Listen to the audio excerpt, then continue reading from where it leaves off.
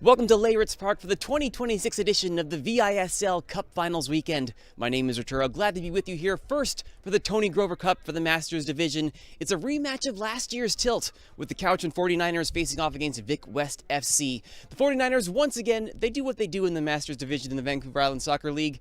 They win, and they don't lose. A 15-3-0 regular season record, undefeated for the 49ers as they look to repeat following their 2-0 victory over Vic West in last year's Cup. So this year, we're running it back. It's Cowichan and Vic West again. Can Vic West add to their single Tony Grover Cup, which was in 2002, or is it Lucky Cup number 7 for the 49ers to take the all-time lead in Tony Grover Cups? We'll find out next.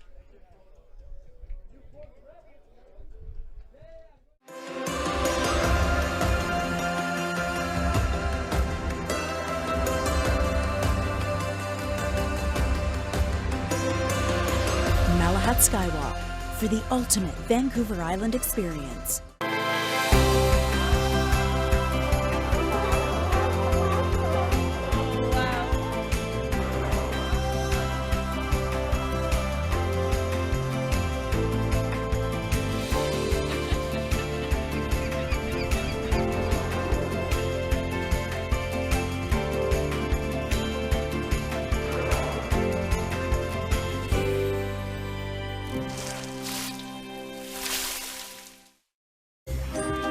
With Lotto 649's 2 jackpots, what possible could you find?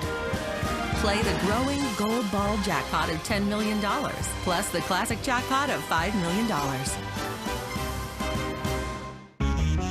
This is JTV. This is JTV, and this is JTV.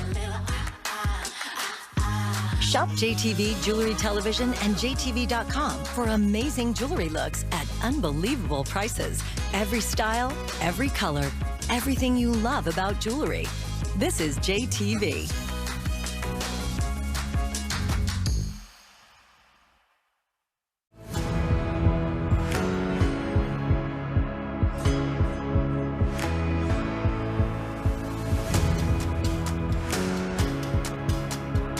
Skywalk for the ultimate Vancouver Island experience. This week on Political Capital, Aboriginal title landing on private property appraisals, new polling, and Hoodiegate. Our panel breaks it all down Sundays on CHEK and wherever you get your podcasts. Brought to you by Uber Canada.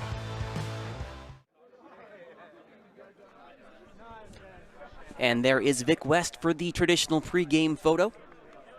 Starting goal, Robert McIntyre. And then the rest of the 11 for Vic West: Anthony Bennett, Zach Bograin, Stephen Gately, Stuart Heath, Emiliano Hernandez, Abner Yusufi, Ryan Large, Ricardo Leon, Yanis Mavrikos, and James Rhodes. And their opponents in their all-black kit today is Cowichan 49ers, as we wait at the center stripe there for the opening coin flip. Ryan Large there, with the captain's armband on. Across from him, number 2, Jesse Winter. Joining him on the back line for the 49ers, it'll be Jordan Corbin, Stephen Scott, and Stuart Baker. Bradley Archibald, Matthew Arnett, Wes Barrett in midfield. And then Matthew James, Blair Sturrock, and Joa Carr up front. Joa Carr being the one who scored the first of the 2 goals in last year's Cup final. Gary Anderson providing the second. Anderson is on the subs bench today. And of course, in goal for Cowichan, we would be remiss if we did not mention the player who continually wins the, if such award existed, Best Goalkeeping Kit in the League award, one Mr. Darian A. Church, whose blue kit appears to be Superman-inspired this year. And considering that the league record, or this year's record, actually the season record, 9 goals conceded for Cowichan. Mr. H does have a good claim to being somewhat superhuman in goal. Pyro's off to our camera right. The smoke is in, the fans are ready, and we are just about ready to get things started at the 2026 Tony Grover Cup Final. And there we go, Stephen Scott getting us started for Cowichan. They'll go long, looking for some early pressure. They'll only get as far as Ricardo Leon on the back line. He'll clear to midfield. And that'll go out for an early throw, the way of Vic West.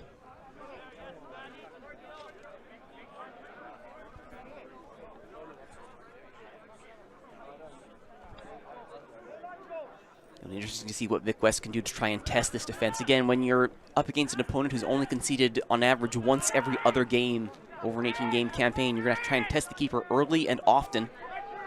Try and find some crack in the armor. That's going to be easier said than done, though, for Vic West. No slouches finishing second this season, did Vic West, sitting on a 9-4-4 record, good for 31 points. Again, though, as mentioned off the top, 15-3-0 for the 49ers. 48 points, 51 goals scored, 9 conceded. And unsurprisingly, looking for their 7th Tony Grover Cup for a double winning season. A little bit of space to work there, immediately intercepted. As Blair Sturck unable to move any farther on that left wing. But will be cleared out for another throw for Vic West.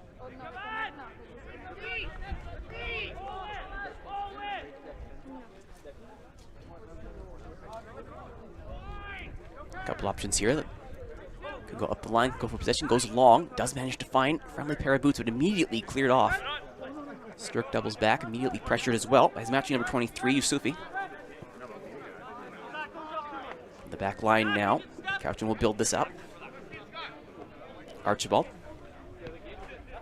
lays it back under some pressure there from Bougrain. Nice toe left in there by Bougrain to break it up, but it does deflect unkindly. One back in midfield, jostling there, sliding in. That'll be an early foul conceded. An aggressive challenge there from Matthew James, and I wouldn't be shocked to see a card shown here.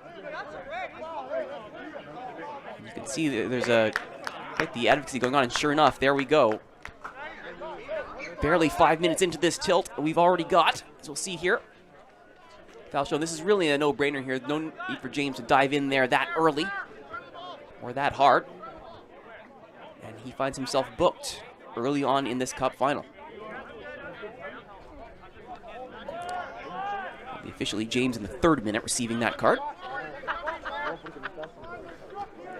And Vic West chance to set up. Perhaps a bit too far to go for goal directly, but decent setup here for Stephen Gately to try this. Some targets in the box. 2 options short, it looks like. And just the one in the wall for Cowichan. Gately floats that up, looking for the penalty spot. Does fall kindly. And up and over goes the shot. You can see the idea there, Bougrain trying to punish H. for coming off his line. Not able to hit the target. And taken quickly as Cowichan restarts. Arnett trying to go central. Possession kept only briefly though, as 49ers will go long. Jostle heading there.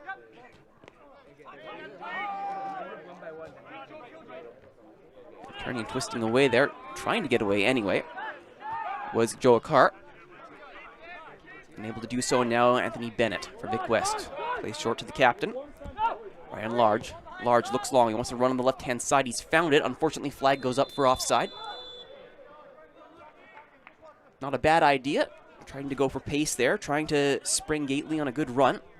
Just couldn't quite get the timing right.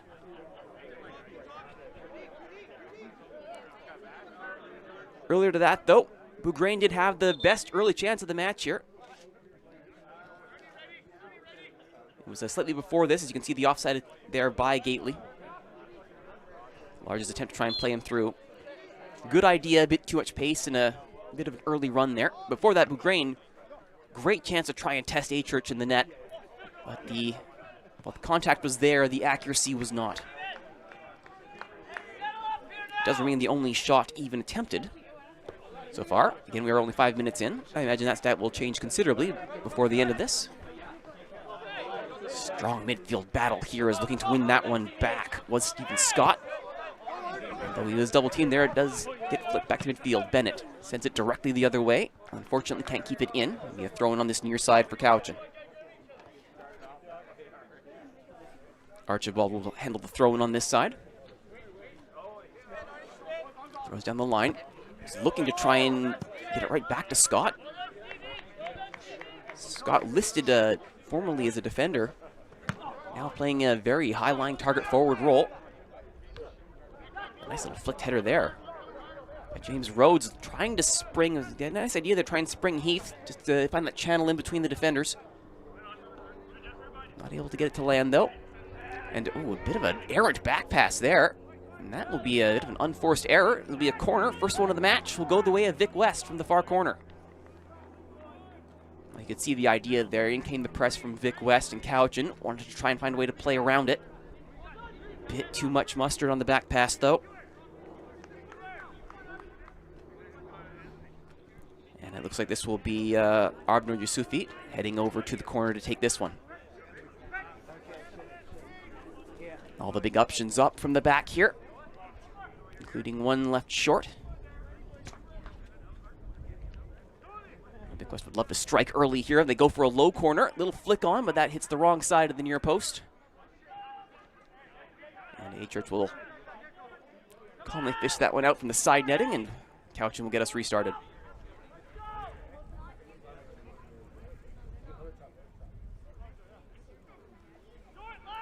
Instead, play this out from defense instead. Some space to work with as they'll build out from the back here. Archibald. Nice deflection there. Good block by Bougrain. And from his back there, making that play. Heath did well. And now, Large has fouled Sturrock in midfield. Referee hasn't liked it. Large doesn't like it either, though unfortunately he's the one committing the foul, and the referee has the final say. We'll take a look here. There's the original deflection. One in midfield well there. Heath from his back does it, and then in comes Large. You can see the argument both ways. He does clearly clip Sturrock. From his point of view, he was trying to make the block tackle, going legally with the shoulder, couldn't quite do it. In came the leg contact. Hence the whistle. Barnett, the clearance from the back line. Popped up by Large.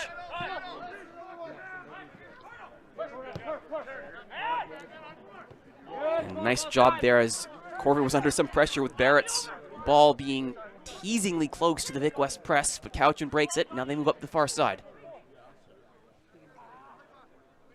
Send their attackers forward now as they suss out what options they want. They've got one at the back post, chested down, still under control. Can Arnett get the shot off? He tries to go forward to Sturrock. Arnett leaves it. Blair Sturrock goes central. Twisting and turning here. There's the shot, blocked. Good defensive work there by Vic West, not losing their heads entirely. Always dangerous when you get that many Cowichan attackers that close to the net. See Arnett there holding up, making sure. It was actually Joe Akara make that mistake. That was 13, not 23. Also someone you want to give the ball in front of the net. And there's the corner, headed, cleared.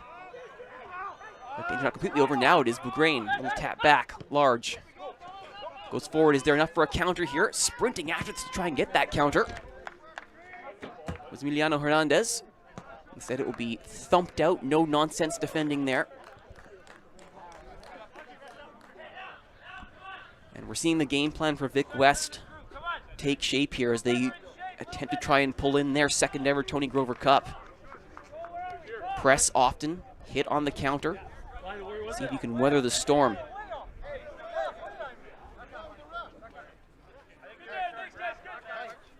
Hernandez goes high. Bougrain onto that instead. Found a sea of black jerseys. Shoulder there. Scott muscles off the ball by Barnett. And that clearance, unfortunately, doesn't find Carr. Carr will keep the pressure on here. Has a nice sprint down the right-hand side there. Ricardo Leon, I believe, was taking that run. Only manages to get it as far as Winter. Winter and Barnett trying to move it out here. Lost in midfield. Good pressure from Vic West. Heath now chipped forward. Met calmly again by Corvin.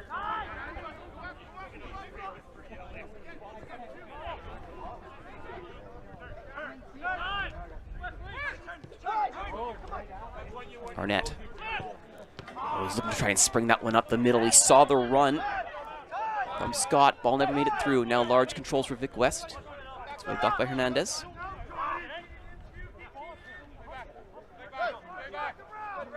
He'll play this one all the way back to Bennett. Anthony Bennett has a look over to his defensive partner.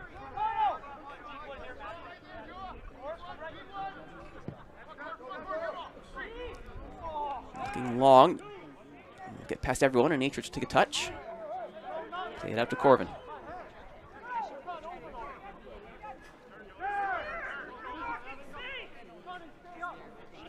Carr. The run of Sturrock. Can he get there? This is a hard charging run from Yonis Mavrikos. He does enough to break up the attack. Good read by Mavrikos.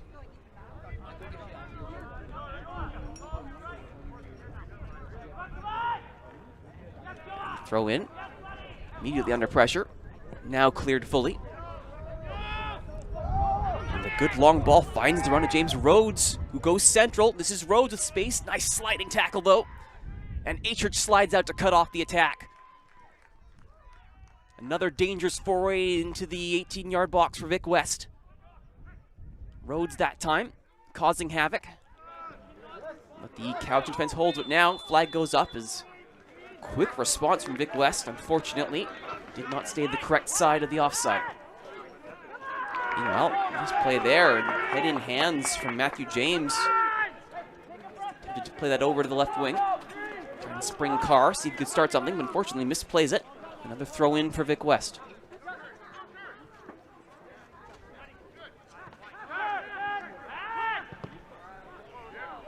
Atrich will call his defenders to halt there and take over things himself.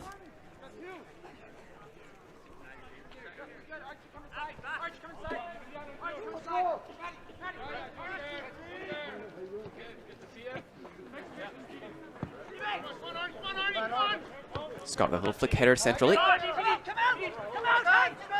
Sturrock manages to keep possession. And it back to midfield. This is where Cowichan can do most of their damage, setting this up and springing any number of attacking options. What do they like here? They'll run this one out from the back. Little chip forward there by Winters, found Sturrock, goes central. Carr trying to turn, couldn't quite get the control he wanted on it. Mavrikos makes sure it goes no further. Scott now taps it back. From distance. An ambitious attempt, if nothing else. That is the first shot attempt from Cowichan of the afternoon. The 49ers now on the board in that respect, though yet to be on target.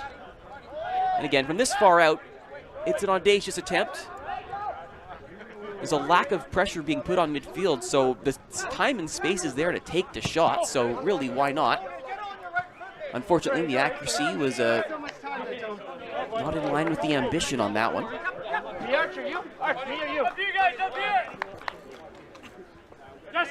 Archibald. Little tap from Sturrock, immediately met by Large. Swing to keep it in, Bougrain couldn't get there, off of Sturrock. Now it's met in midfield and cleared immediately. Strong clearance there by Yusufi. I think he might have wanted to try and play that to Bougrain. But either way, falls to the last son of Krypton and the Cowichan goal.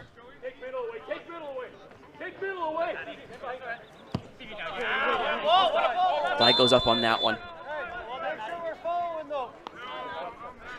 Scott finally found the channel he wanted. Unfortunately, he couldn't get the timing just right. Flag goes up for offside. No real complaints on that one. I think we'll push that ball back. It's the classic attempt to, give the ball a little bit of spin and gain a few extra little steps on the ball for the next play. We spotted it though, and Ricardo Leon takes that one from the position of the infraction. That one met by Winter. Now Cowichan gets it out wide. Chance for Carr to do something here. Flares out wide, he's up against Mavrikos, being shadowed as well. by Yusufi. Here comes the late run now. And Wes Barrett gets to the end line. Puts the cross in. He's got Sturck at the back post. The header is down. Cleared by Bennett before it could go any further.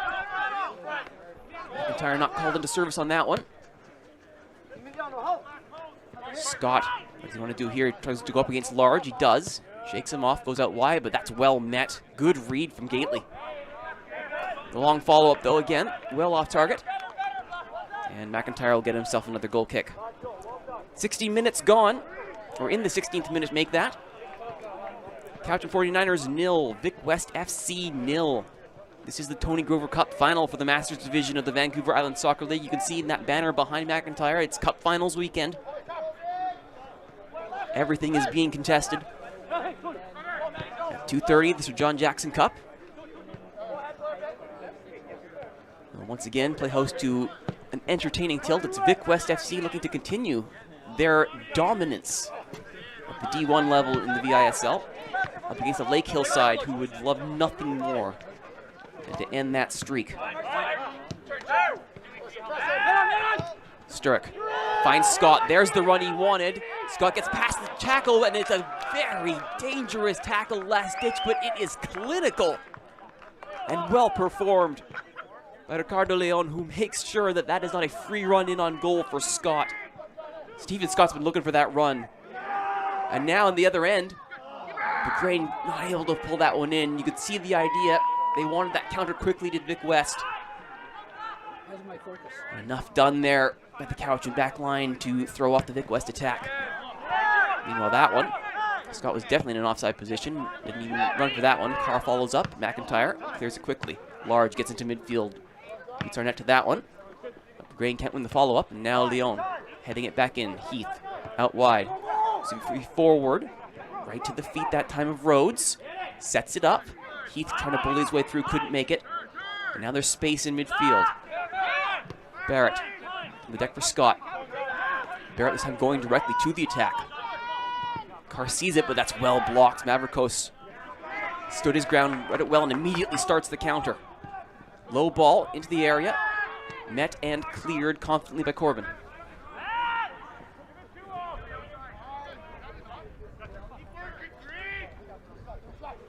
James.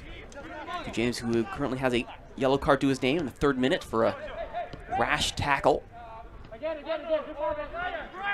So far, the only booking of note. And the only foul of note. Early instance of a relatively clean game from both sides. Offsides notwithstanding. Arnett that time. One trying to break the line, but doing so improperly.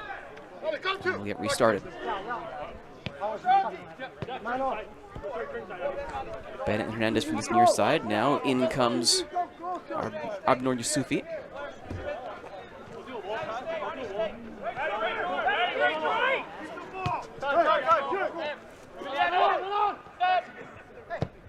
Rhodes flares it out wide. There are options here. You can see the calling in for support. Mavrikos charging in. Provide an outlet. There's the ball through to the middle. Directly into the waiting midst of Atrich. And a quick throw from Darian Atrich to try and restart the attack. Arnett being stared down confidently there by Hernandez.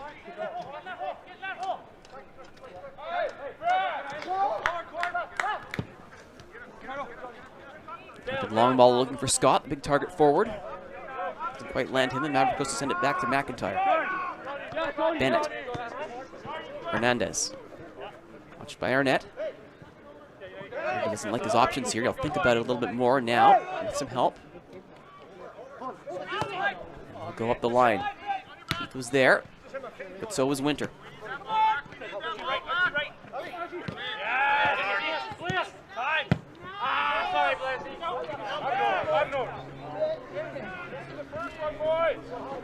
McIntyre will start things again here for Vic West. Has Mavrikos out wide. Play this from the full-back position. Leon is there short. They'll go long instead. Just over the head that time. The idea was trying to get the flick on from Gately.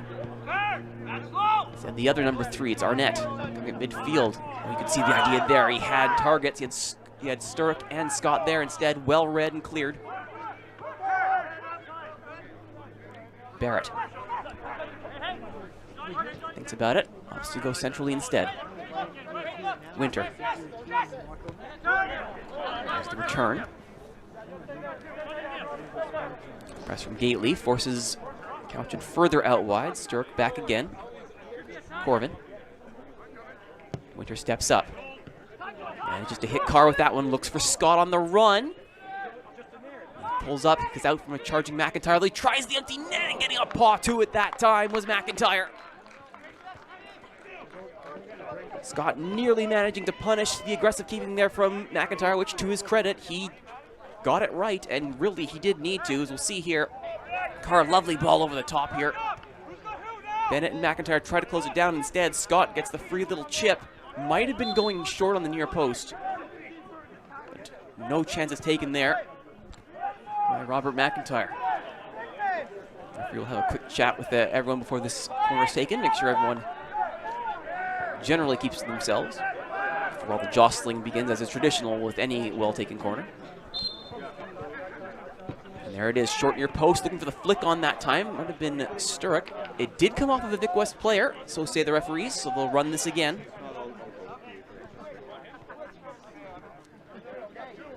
Nice Barrett on set piece duties here. Again, flip this one this time higher for the back post, and that goes over the head that time of everybody. Gately allowing that to run out for a throw. Not the best pair of set pieces for Couchin there, it has to be said. The game is still young. We're only 22 minutes into this one. 0-all between first and second place in the Masters Division A pool. Couchin, an undefeated season.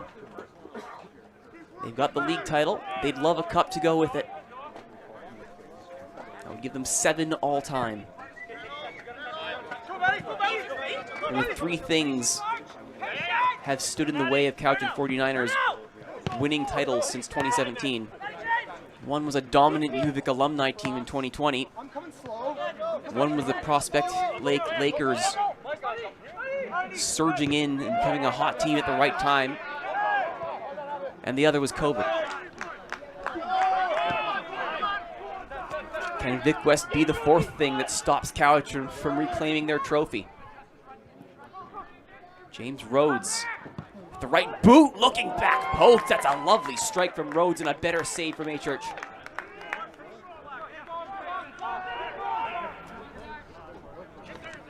That's the kind of testing that Vic West needs to be doing consistently here to try and find some way past the armor.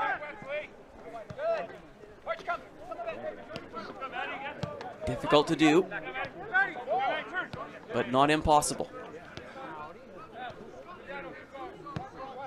I said before, it's only happened 9 times over 18 games this season that the 49ers have been scored on. But it has happened 9 times in league play.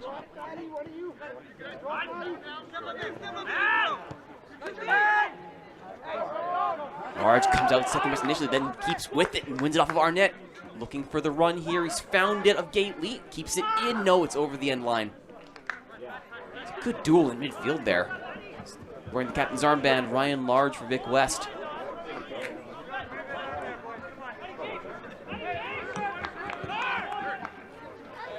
We'll see quickly here. This is James Rhodes running in.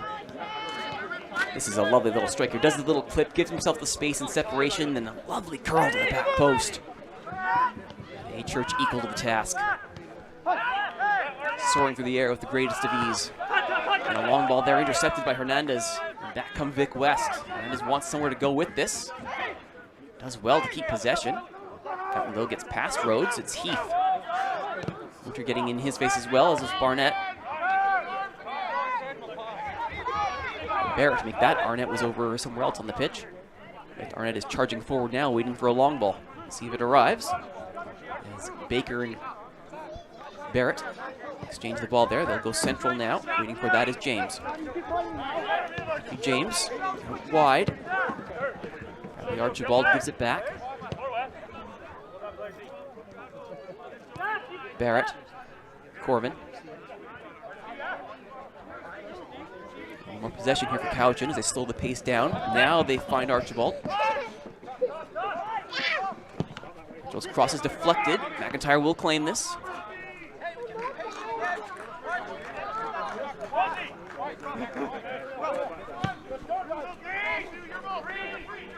McIntyre doing this despite the sun in his eyes. Hence the ball cap.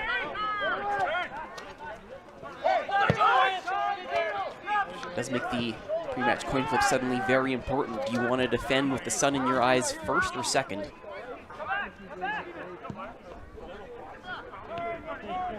Scott back to goal. Wins that one.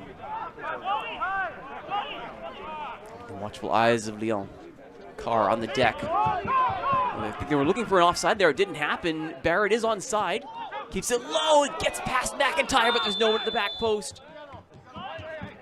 And now they will call this. There might have been a later foul on the play, or at least the flag came up late for offside, one of the two. So everyone was looking at the official for the initial through ball. We'll see. Take a look here. This is where you can see Bennett looking over to the official going, where's the offside? As they always say, play to the whistle. And that one goes through everybody. And now the signal there from Hernandez indicating that the late offside call did in fact come.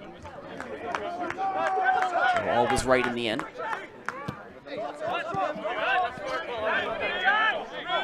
And throw in now on this near side. There was a deflection off of a Vic West player, so it will be Cowichan's throw in on this near side. Archibald lining up to take this. And sends it back his way.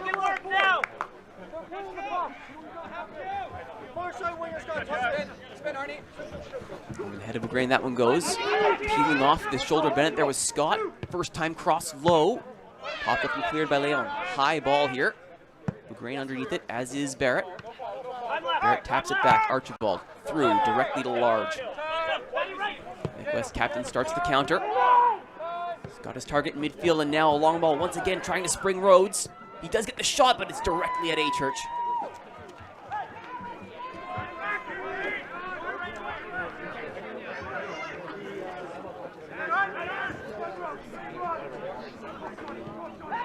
Sturrock back to Carr. Barrett. Archibald making the run on this near side. Barrett did see it, didn't like the angle, and opts to tap it back instead, and he and Corvin will go back and forth with this.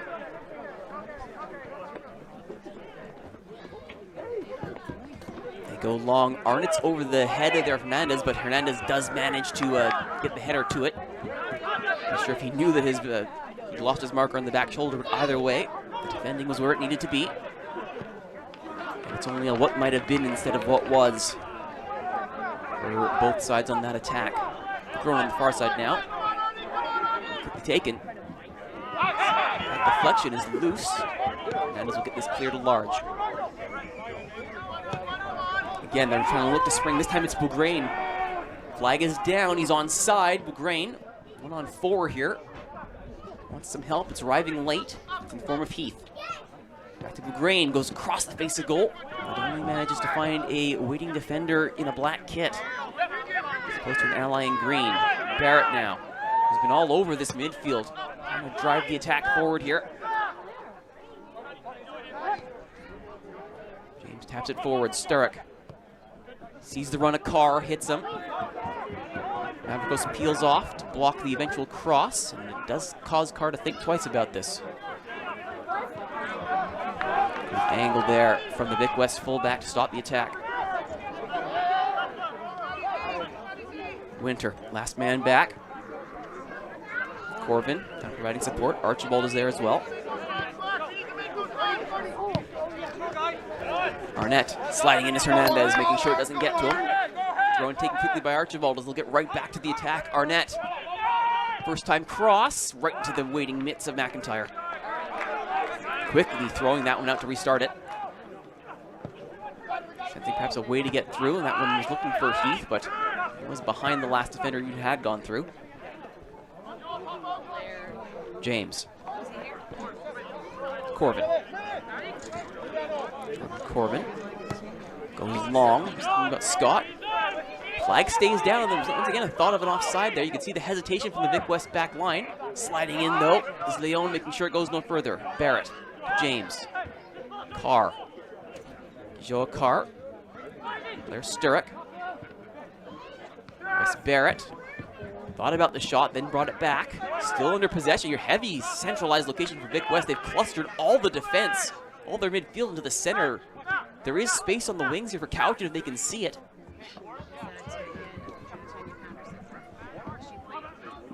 Sturrock trying to get through. Meanwhile, a clip there from Carr, and you could see the immediate reaction from Mavrikos. And there are a few words being exchanged there.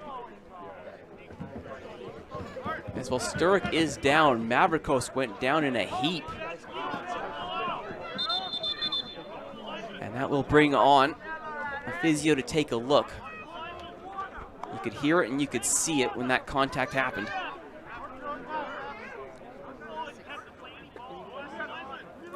Now the lobbying begins of the referee by the Vic West players as they try to make their claim. That should be card worthy.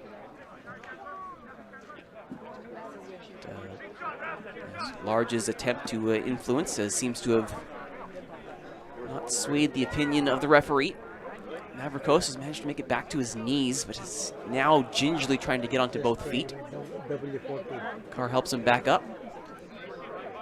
And it will be, it looks like, nothing more than a free kick for Vic West in their defensive third. We'll take a look here. There's the long ball coming in. And there's the catch. It's just on the toe there, right at the back of the heel.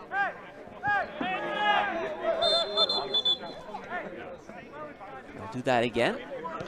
Referee wasn't quite ready for it. And it looks like no further discipline was handed out on that play, so only booking so far is Matthew James in the 3rd minute for Cowichan. There is not a second one added to that list. We'll have to see if Mavrikos stays on or if they sub him off. Get a rest, see what happens. Meanwhile, Bugrain on this near side for Vic West. Large goes long. Oh, forces a paw out of there by A. Church, who had to be sure. That would have been an absolute thing, a beauty if it had been a postage stamp in the corner there. Remains 0-0 from distance now. That try by Yusufi. Well over and gone. So it looks like one substitution did take place there. And Kevin Fleet has come into this match, 27 for the side in green. As you can see in the front of your screen, that's who he was. Then Large floats this up. And oh, it might have just been going over. But either way, not taking chances. And you can't blame him for that. Yes, and number 3 went off and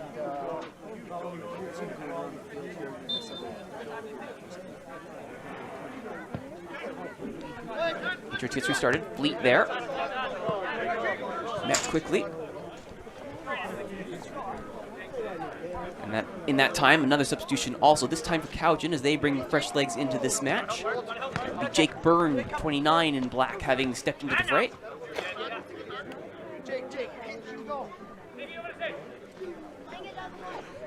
Archibald with the throw, looking for him. Scott gets past Bennett with a duel between those tall forward and tall defender, and the referees decided that he didn't like how that defending happened. Free kick in a teasing position here for Cowichan.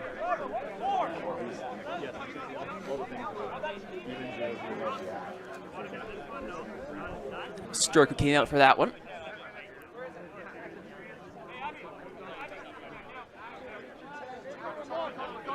So it's an attacking option for another attacking option, which makes sense. And now it's Wes Barrett. 3 in the wall here for Vic West to try and get something done from a set piece. Here's the top, look at the diving header. Unfortunately, referee saw something he didn't like. And that will end the attack quickly as it started.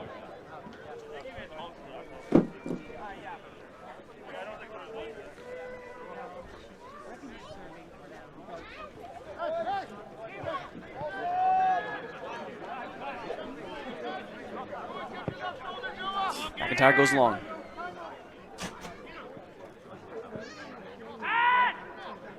tried to go central there. Was looking for a... Heath was trying to find with that one. But no such joy. It will be... Looks like a corner. Deflection favoring that time, Vic West. And up come the bodies from the back for this set piece. Sufi will head over to deliver this one.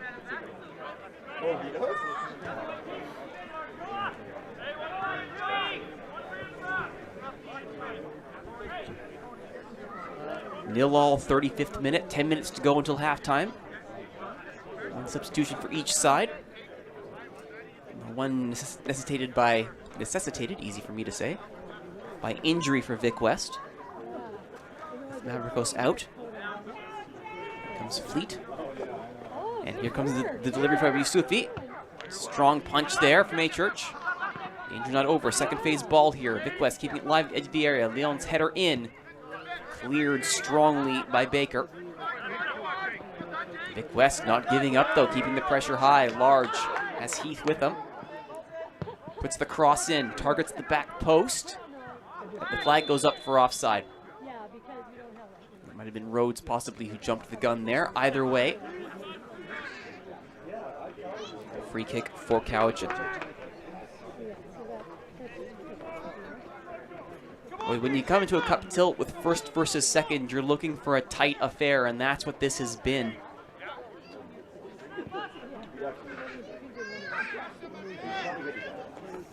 It's going to be an interesting second half. It took until the second half in last year's version of this cup final for either team to score. Could that change now? McIntyre with a big save. Jake Byrne, the substitute for Cowichan, testing the Vic West keeper with a strong strike, forced a good two-handed save. McIntyre quick to restart things. Got the most of that header.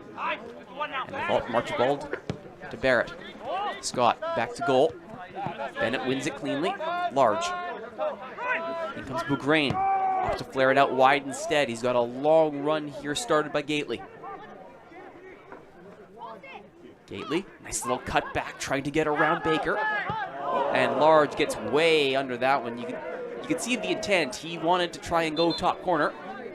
But it's a little more than corner there. And that'll force one of the volunteers here to go and try and retrieve that from the grassy knoll behind Darien A Church's net.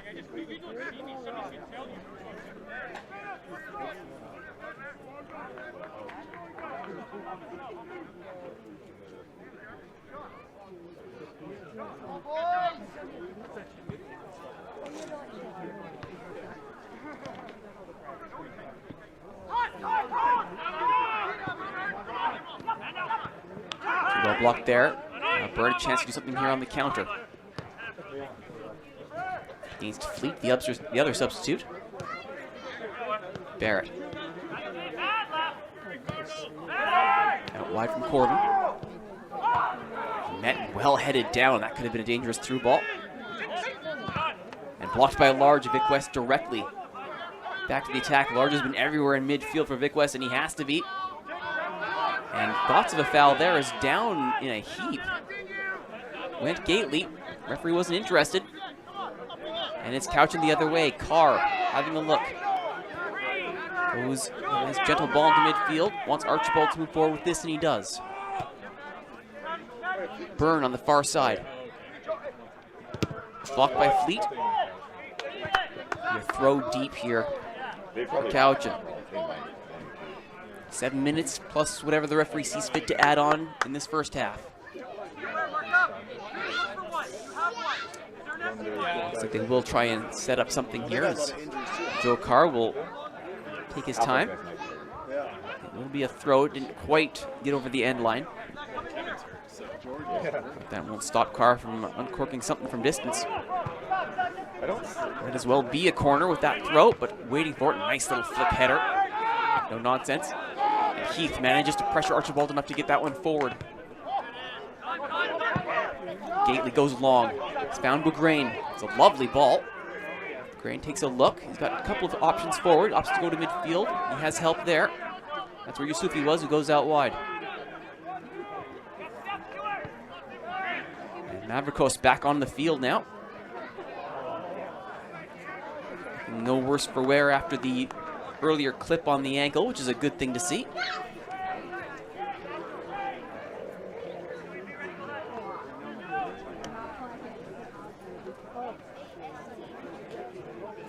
So it looks like Emiliano Hernandez was the one who is taking a seat here, with Fleet taking his position on this left side.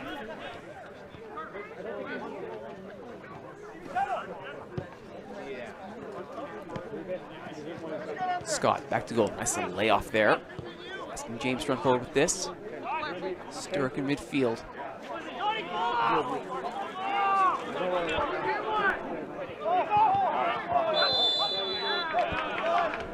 And the offside flag goes up. Goes quickly back up the far side now. No chances taken here.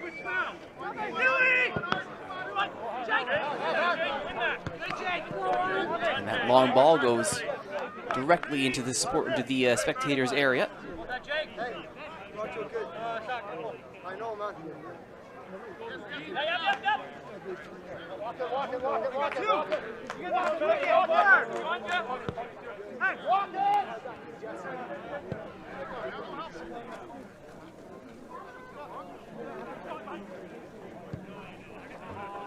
That ball looking for Scott, never made it through. Leon was waiting for it. Large. Fleet. For Large, some space here now. Burn comes over to close him down. Right it goes, Mavrikos. Watched by Carr. Gately. Gately taken over in midfield, but only briefly. Vic West back to the attack. Looking for help here, twisting his roads. For someone that's assisting, it'll be Fleet. And Fleet. Back to Large. Little flick header to break up the long ball. It'll be a throw in for Vic West in the attacking third. And we get closer and closer to halftime.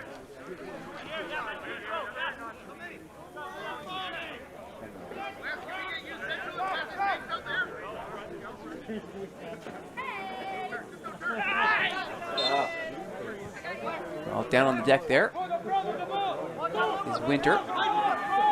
Says a free kick taken quickly by Vic West, who got numbers forward, though that is a bit out of range of all of them. McIntyre will return the favor by throwing that out to Mavrikos and getting restarted as quickly.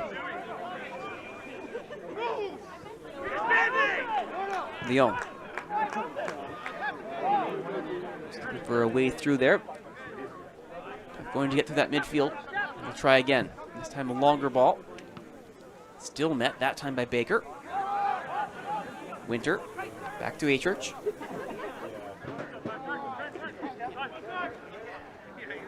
Barrett. Bringing this out from the back.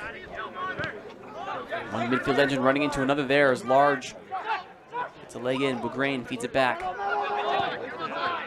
Lost out though as Byrne got in the way. Good read. Couch and attacker. Sturrock is back onto the pitch here. Scott was shoulder to shoulder with Leon. Referee's fine with it. Scott shakes off Large.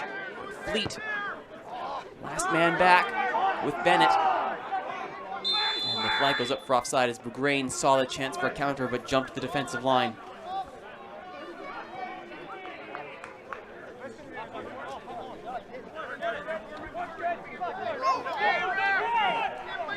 Meanwhile, the Cowden players are asking for a card for unsporting conduct to be given to Heath here because he did touch the ball to break up the restart. Referee doesn't seem interested though.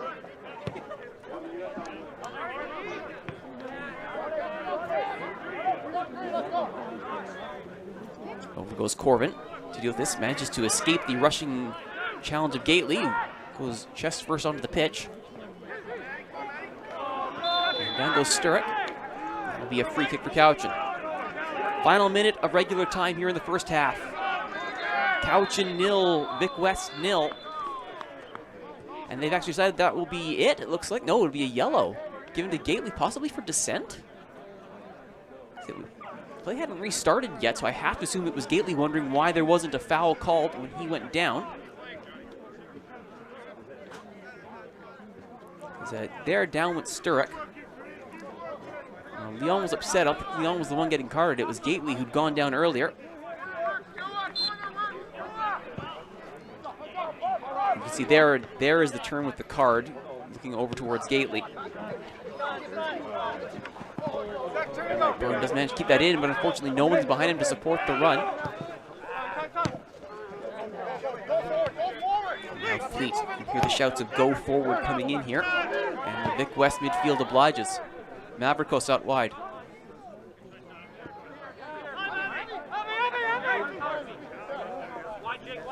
Large. Passes midfield there for Couch, and Large exploits it. Rhodes. Little stutter step to try and shake off Corbin. Here comes Gately looking for the cross. Baker gets in front of it, and it'll be a late corner here, because we're into stoppage time. So on the referee's mercy here, I imagine it'll be probably about 2 minutes added on for stoppages based on the cards that have been given and the injury to Mavrikos. Possibly 3.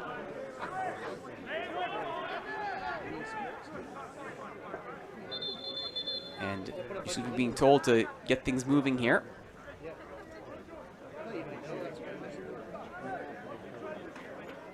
There's the delivery. Off a hand, and that hand belonged to Darian A. Church. And that'll do it. That's the final action of the first half after 45 minutes. The defending Tony Grover Cup champs and last year's challenger for that cup are deadlocked at 0. This is how it was in the first half last year. It wasn't till about the 65th minute, I believe, when Joe Akar found that opener. And then Gary Anderson had the insurance goal in the 85th minute. Is that where we're headed for this year's edition? We'll have to wait and see. You're watching the 2026 Tony Grover Cup Finals here in the Vancouver Island Soccer League Cup Finals weekend on CHEK. Let's take a look at some of the highlights from that first half as both teams get set up. Large and Winter, the captains, the opening kick. As they say, no pyro, no party. You have to have the smoke. And making like Superman, diving through the air, Darian A. Church at one end, hat-wearing Robert McIntyre at the other. That one of the better shots of the half there, that one from James Rhodes. A. Church was busy. Byrne forcing a nice test here out of McIntyre. Scott going shoulder to shoulder with Leon. And that was the final little kerfluffle there that ended the on Gately. There was the chance from Yusufi off of the corner.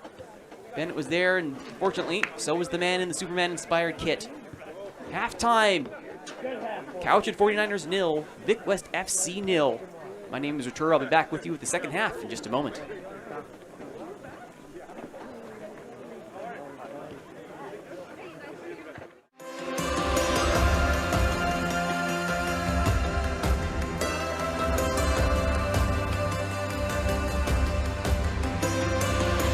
Malahat Skywalk for the ultimate Vancouver Island experience.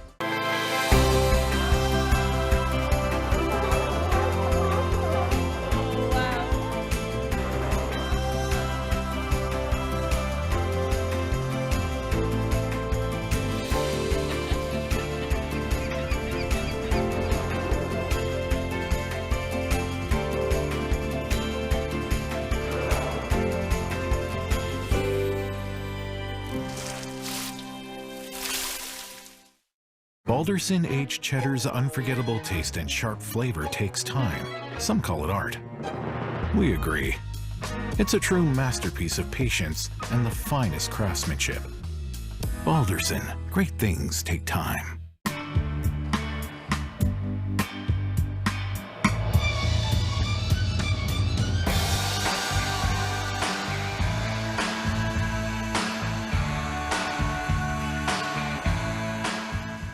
Wendy's quality choices are here for a good time and a long time. Fresh and tasty options, 2 mouth-watering prices. Now with our new crispy chicken. It's an unlimited time offer, so you can try it now and later.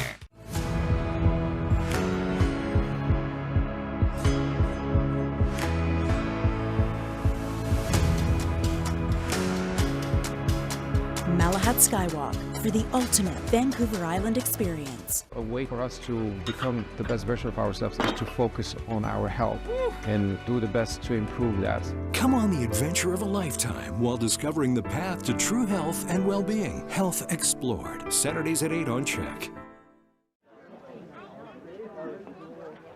Halftime of the Tony Grover Cup final. I'm here with the league president where, Jeremy, it's been a rematch of last year and it's been just as fun the second time around. It really has. It's been a heck of a chess match in the game.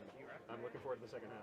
So already we've seen both sides test the goal. We've seen perhaps Darian Atrich a little bit busier than Robert McIntyre. What are you looking for in the second half here? I am looking for Cowichan to turn it on. I think they've been holding back a little bit.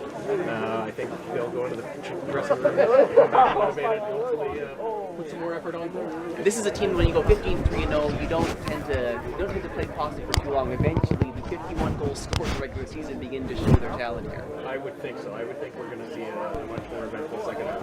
So on that note, another great season in the books for the VISL. How did you like the Masters division this year?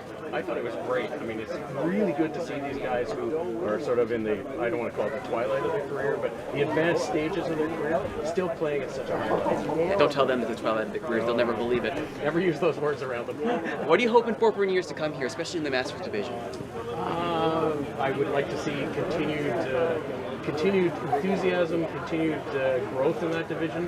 I mean, as with everything in soccer, it starts at the bottom and works its way up. So hopefully we see the guys who are currently in Div 1, Div 2 progressing to the Masters at a later stage in their lives and keeping that division vibrant. I mean, I do recognize some names from years past. Remember Blair Sturck challenging for the Sir John Jackson Cup a couple of years ago. Now he's here looking for a Tony Grover. So like you say, from one league to the next. So we have the Sir John Jackson Cup coming up in our second match. A little bit of a preview for that. Once again, it's Vic West doing Vic West things in Div 1. It is, I will say, I've obviously got a bit of a bias and a preference for the other team. I think they're going to be in tough. Vic West is a stacked roster. That will be later for the Sir John Jackson Cup. For now, it's the Tony Grover Cup final. We're at halftime, 0-0 between the defending champs Cowichan 49ers and the challengers Vic West FC. Second half is just around the corner. Don't go away.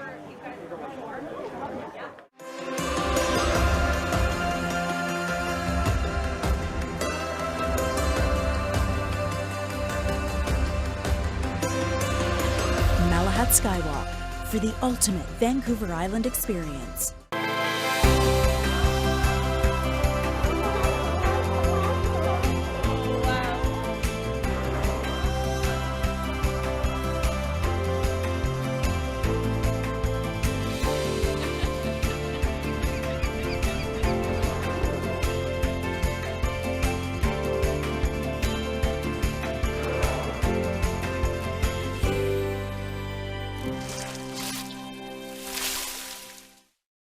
Whoa, my very own mini stick. Sweet. Oh. Whoa! You know the drill. Let's do it. Round the bend, try check. Ref! He shoots. He scores. Mike, you still rusty? Ripped it. Dipped it. He did it. Get one with the NHL Star Sticks meal. Only at McDonald's.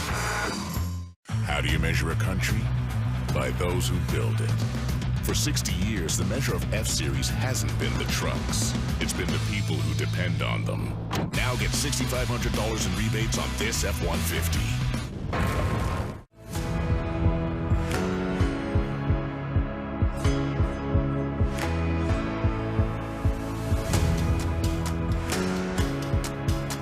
Malahat Skywalk for the ultimate Vancouver Island experience. This week on Political Capital, Aboriginal title landing on private property appraisals, new polling, and Hoodiegate. Our panel breaks it all down Sundays on CHEK and wherever you get your podcasts. Brought to you by Uber Canada.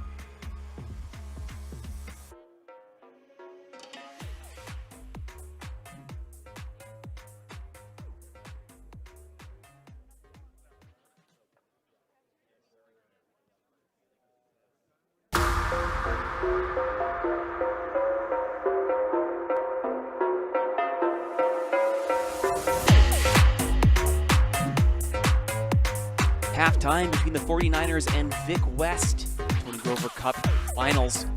We're here for you as we make our way through to the second half. That conversation earlier there, not with that young gentleman, though definitely a future champion undoubtedly with that first touch, but with the president of Lake Hill, Jeremy Manel-Fretwell, who's a board member with VISL. I might have gotten those titles confused, my apologies. But as we were talking about, it's an incredible division, the Masters division, the VISL, and there is no shortage of good soccer left to be played here. As the clubs come out from their respective break rooms for the second half, it remains 0-0 between the defending champs, Couch and 49ers. But they've already won the league. They've won the A-Pool and Masters with a 15-3-0 season. And challenging them are the same challengers from last year, Vic West FC. Very even first half between both sides. You can see there, Bennett 13, Maverick Coast 11, a bit of a knock earlier. Does seem to be walking okay on that right ankle though, which is good because he did not look good in the initial aftermath of that clip. Goodness knows that Vic West will be happy to have him. Meanwhile, over on Couch inside. Big gentleman there with the red head in the center of your screen, number 10. Stephen Scott, who has been the outlet of many of these attacks. He's found the channel once or twice so far. It's just been a handful for Anthony Bennett on the other side to try and contain. There are plenty of offensive options for this Couch inside.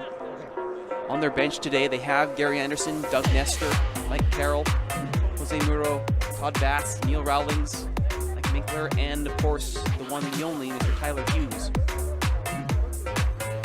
Let's go to the team sheet on the subs bench for Vic West. Number of names here: Chris Cravero, Derek DeGroot, Sean Gurney, George Horn, Genk Kolschi, Tony Legg, Stefanos Mavrikos, Anton Solonikov, Paul Vanden Boomen, Sati Moosman. Will we see another hero come off the bench like Anderson did to seal the deal with the 2-0 goal last year after Carr got what would be the winner?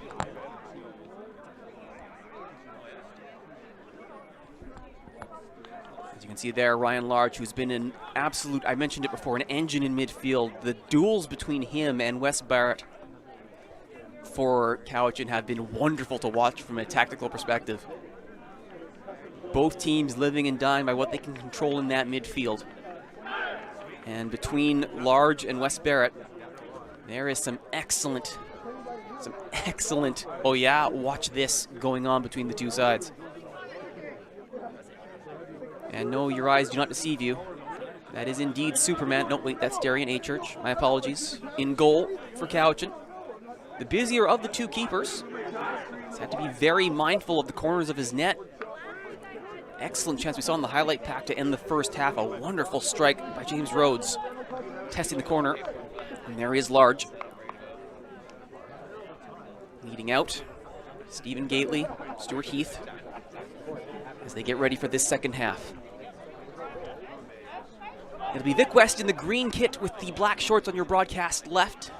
Cowichan 49ers in the all-black kit on your broadcast right. Vic West to kick off to start this second half. 45 minutes to go. Do we get a winner in regular time? Do we get a winner in extra time? Or do we go to the agony and the ecstasy of the penalty shootout? We've got 45 minutes to answer that question.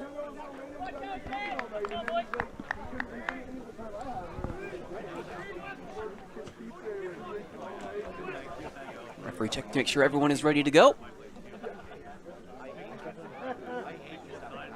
And we will get started with this second half. Lineups look more or less unchanged from where we left off in the first half. Any substitutions, of course, we will let you know as we get there. So far, all seems to be about what you would expect.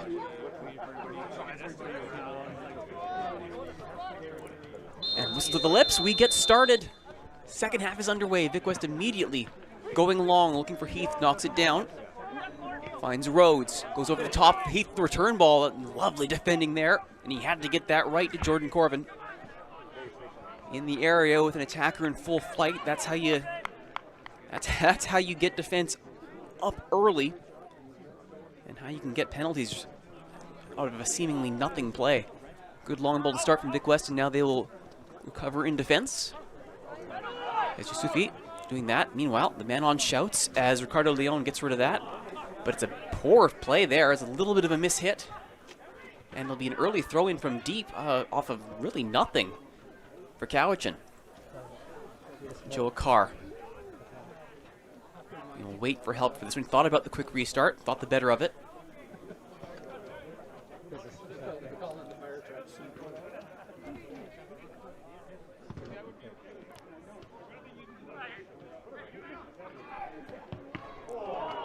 Lovely little chance there. Strong block, and even stronger the threat that is coming in now. This is the Cowichan, you heard it hinted to at our halftime break there. This is a Cowichan team that might have been saving its best for the second half, and here they go. As you can see, there's the lovely strike there, and it was Bennett getting in the way. Vital defensive block there, and here from the corner, it goes over everyone, and off the bar, off the deflection off the ground, then up and over. And they're saying it's off of a Cowichan player last. That will be a goal kick. And in case you are concerned, for those of you at home, as we'll look at the replay here again, and that does indeed, it's a header at the back post that goes down and over. We are not currently dealing with fire. That is smoke from the barbecue tent that is coming up into camera frame, so we are fine on that score.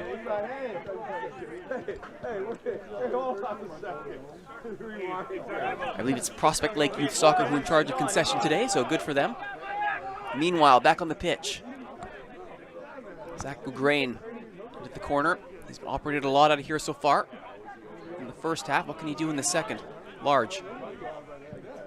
One there with Barrett.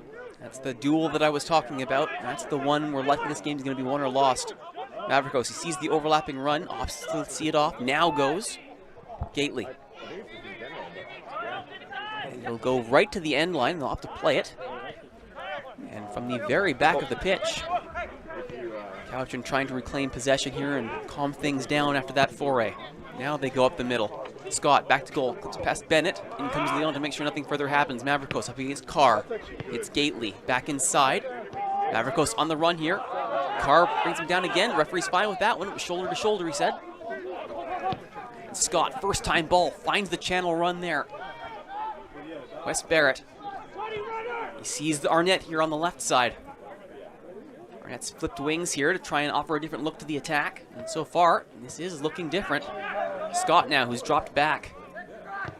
Goes low, clipped Bennett on the head on the way over. Nice little direct header from Bennett. As Winter tried to stop Rhodes and did briefly, but now Gately. Strong tackle there from Corvin. Not Corvin, excuse me. Corvin has the ball now. That would have been Baker who made that tackle.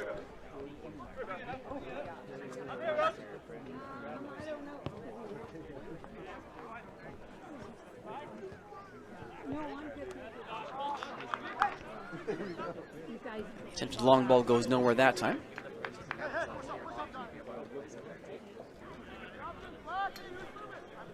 I'll throw that in, and under some pressure there from Rhodes.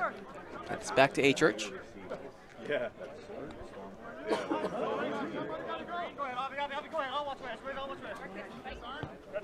Corvin up the middle. Carr with the back pass. Arnett on this left side now.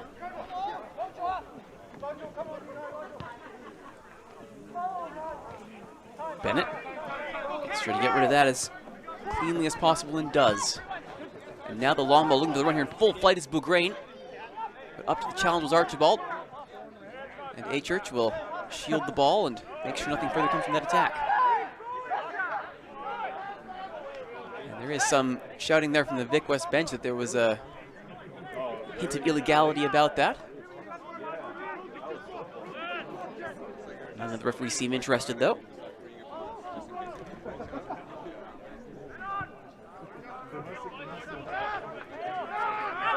And that ball just refuses to go out of play. A little bit of spin on it here on the turf. And it remains Vic West's ball. Or, sorry, Cowichan's ball after the Vic West clearance. Baker back to Winter. Corvin. Over to Archibald.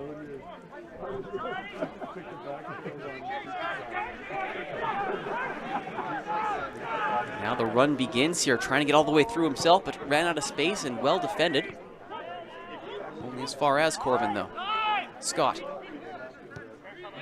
Scott continues to drop deeper in this midfield to try and help the attack out. Arnett goes long, looking for Byrne. Little side foot over to Carr. Scott now has space, and Scott's found the back of the net.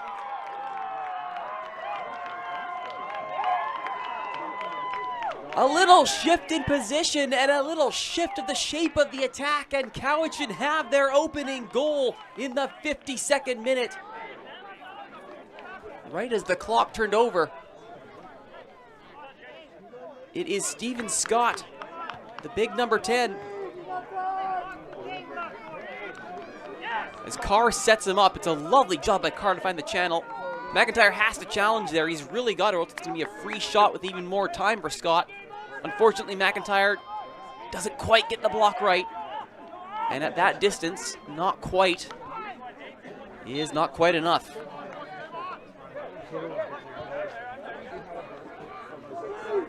Scott in the 51st minute from Joe Carr. And the game finally has its first goal. Only took 6 minutes after the restart.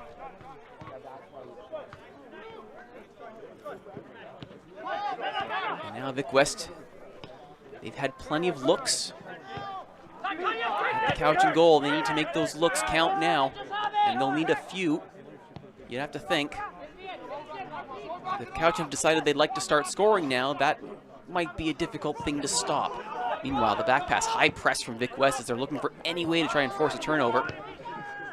It's not a bad idea. Baker on the deck for Carr. Barrett's floated out to the left, Scott in the middle. They go left. That's where Barrett is. Arnett. Space here for Arnett. Has a look. Curls it over the crossbar, though. It was definitely a decision by Vic West to give Arnett time and space to uncork that one. You can see here, Barrett sets him up. And everyone's thinking Scott or Carr is the eventual target, and Arnett figures, okay, well, you're going to give me time and space?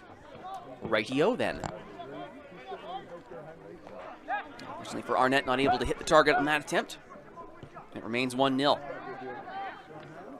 Two relatively quick chances for Cowichan shows that they can be dangerous, especially when they want to. Rhodes looking to respond. Almost found Bougrain. Good defensive block there from Corvin. Otherwise, Bougrain was in tap-in territory. Don't count out Vic West. There's a reason that these two are meeting again in a cup final in consecutive years. These are two good teams in the Masters division.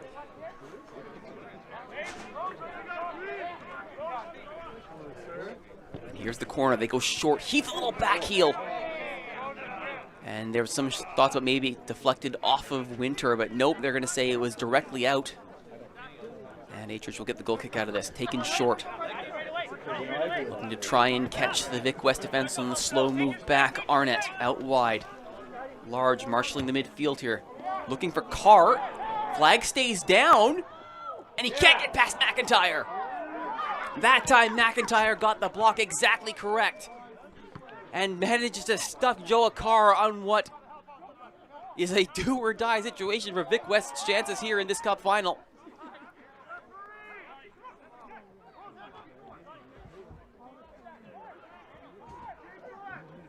James looking forward. Ian Archibald playing that right side. Byrne is there as well. Jake Byrne came on for Blair Sturrock in the first half. Gets in a tangle there. Flag goes up for a foul. And they will likely give that the way of Vic West, and that is where the flag eventually goes. I'm taking a look at this chance here from Carr. Arnett does well to get this on the deck. Beats Leon, who's wondering where the offside flag is, and then great job to keep himself big there from Rob McIntyre. Gets a solid leg on it and then removes the danger with aplomb.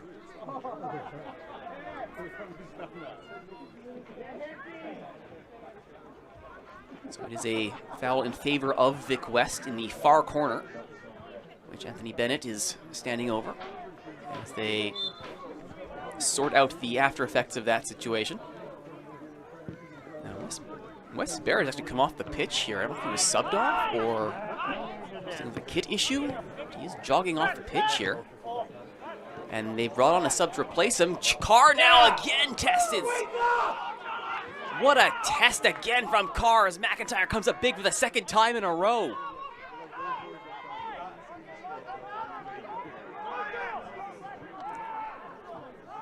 Arnett is doing a wonderful job of finding these channels here to try and spring one of the many weapons on the couch and front line. And a little flick header down there as the substitution was made. That is Gary Anderson, number 6 in black, who came on for Wes Barrett. Corbin back to Winter. Anderson scored the insurance goal in the 85th minute in last year's Cup final. Is he here to offer more of the same? And we'll see. We're also trying to figure out what happened to Barrett as well, why he is off the pitch. Again, we're assuming kit issue because he's moving under his own power and jogging quite well. So likely something needs to be repaired quickly. Wasn't any sign of any card. I don't think it was a straight red. If it was a quick one with no complaints whatsoever. Baker keeps that one in. Arnett, nice little stop and turn. Manages to lose Gately. Duel of matching threes there. Byrne out wide. Archibald keeps it away from Bougrain. Corvin back to Archibald. Swapping positions there with James as they now hit Anderson. Floats it, looking for Carr. McIntyre's waiting for it. Oh, McIntyre, took a step there. That's not what you want to see. Hopefully just a little bit of a sting. Hopefully nothing more than a lightly rolled ankle, because that is not a position on the pitch you want to suddenly see somebody hobbling after a fairly routine play.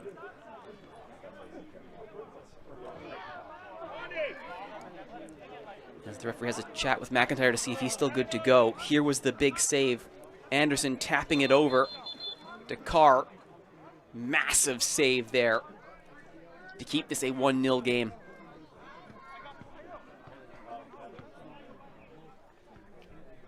So there is some question here about who would be coming in to replace McIntyre if he is indeed unable to continue.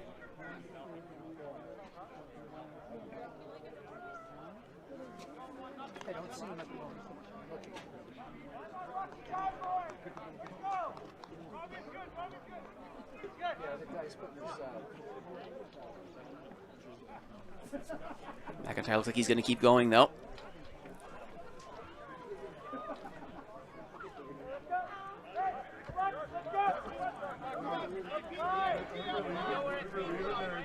So this will be added on as the clock continues to roll.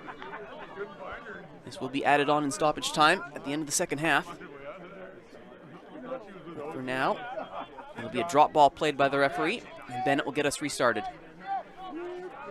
It's a fairly routine play for McIntyre. Landed wrong. And a brief scare there.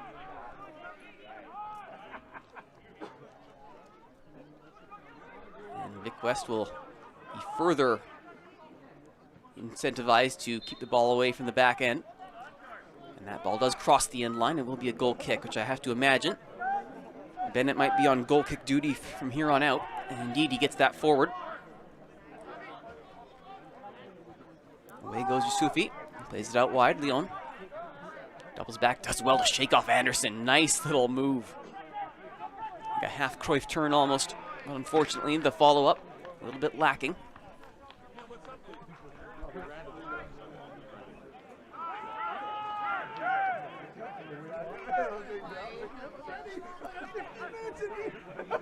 Meanwhile, there is a substitution queued up here for Vic West. I don't believe it's in goal, but it is an outfield sub of some sort. Winter. Arnett flicks it on. No one making the run, though. Both Carr and Anderson were in a holding pattern as Leon skips both of their challenges. That ball behind Byrne for Fleet. Puts it on the deck. Down goes Gately. Or Bougrain make that. Grain does manage to keep possession well, and Heath back to midfield. Oh, you can see the idea there. He's looking for either Rhodes or for Yusufi. But nothing doing. Arnett immediately one back. Rhodes makes up for it. Nice little hook to try and lose Scott, and does well. Heath joining this attack on the left side. Rhodes. Oh, he waited a little bit too long. He saw Gately moving on the right. A little bit too late, though. And now a bit of a fire drill here at the back for Cowichan. And Olivia throw in deep. And they will, looks like, pause here for the substitution to be made. So we'll see who comes out for Vic West. And it looks like it'll be Bougrain coming out. Fresh legs on attack. Makes sense at a moment like this. Bougrain's certainly been busy and has certainly had his fair share of contributions to the attack.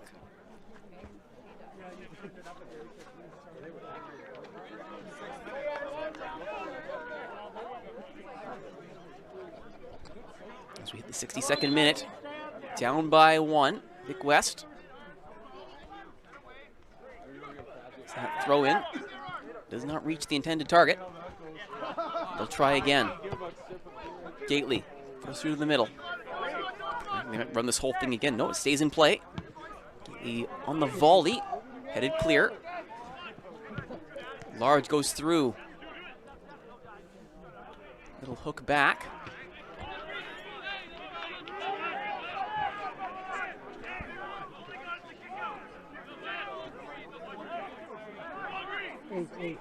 Coming up close to the substitute there, who I don't think actually said his name. That is Stefanos Mavrikos. Number 8 in green, who came on there for Bougrain. Blocked there. Goes Arnett. Carr the other way.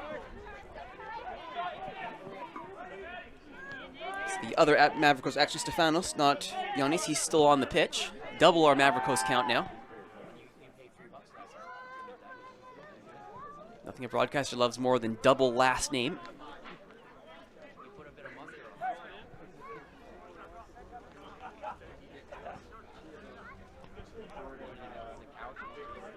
Baker.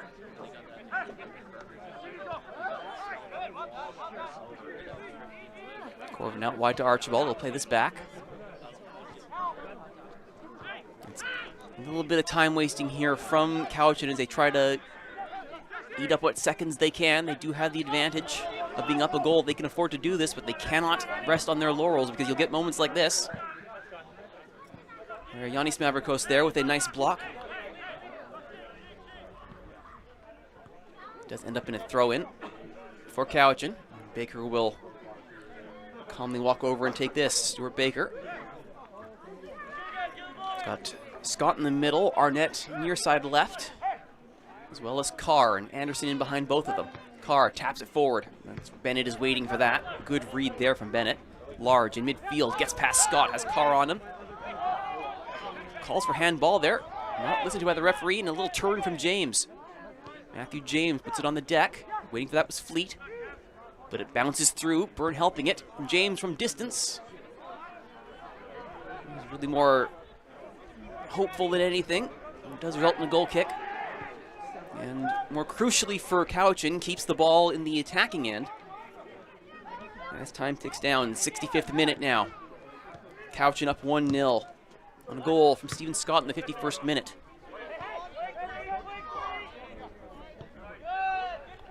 Corvin over to Archibald. Back to Winter. Goes to Church instead. Maybe that was the plan all along, I'm sure he'd tell me. Well, high press here from Gately. Baker gets rid of it under pressure. Waiting for it is Leon. Yusufi. Up against Arnett. Goes for the back post. You could see the run there.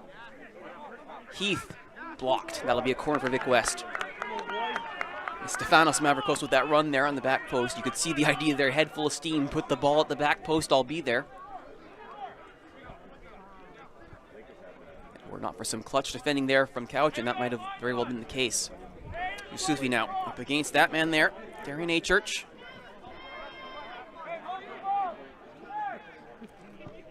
Floating out swinger here into the mess of players. Leon got ahead to it, but not towards the goal. And Cowichan will clear there with Arnett taking absolutely no chances. Get it as far away as cleanly as possible. And another sub coming up here for Vic West. See who's coming off here.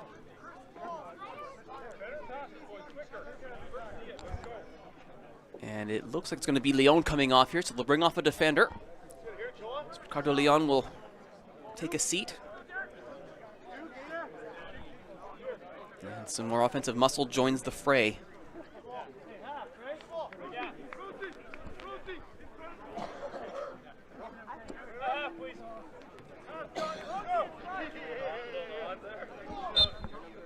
Mavrikos throws it in.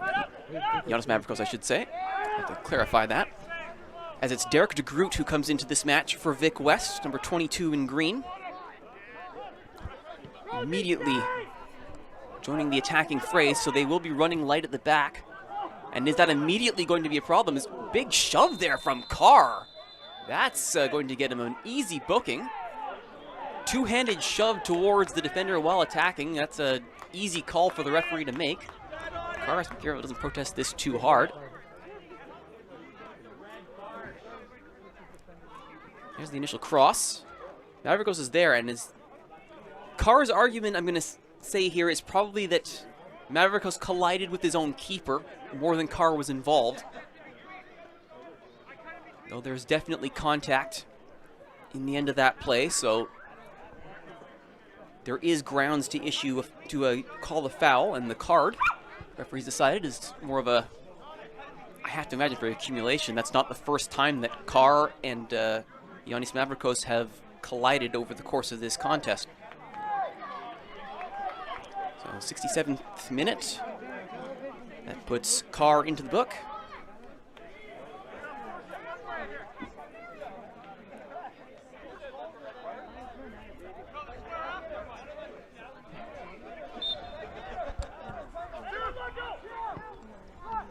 Large under pressure gets rid of it. They'll go out wide. Gately up against Arnett. 3-on-3. Stutter step, keeps it on his right foot. Now back to his left. Teases the cross, now goes short. Yusufi. Good block from Scott. Gately immediately follows up. Flares it out wide, but that's met by Byrne and Anderson. And they're calling the foul there. Large is making the case that Anderson made a meal out of that. Referee isn't interested, though. And we'll take a look for ourselves here as Anderson makes a little stutter. Oh, actually, there might be a case there. There may very well be a case that Large stood his ground and Anderson went over of his own volition. But as this is the VISL, VAR is not exactly a thing that will be happening. Heath, nice little spin. 1-on-3, that was always going to be a tough ask. James now. And the stretch from Gately, ooh, that's a... He is back up on his feet, but that was a risky tackle to make at this point in the game. He's walking a little bit slowly to see if that might be that might result in a substitution here for Vic West. We'll have to see. Scott sitting fairly deep now to allow Carr, Anderson, and Arnett to be in the front three, it looks like now, for Cowichan. Almost in a defensive mid position here.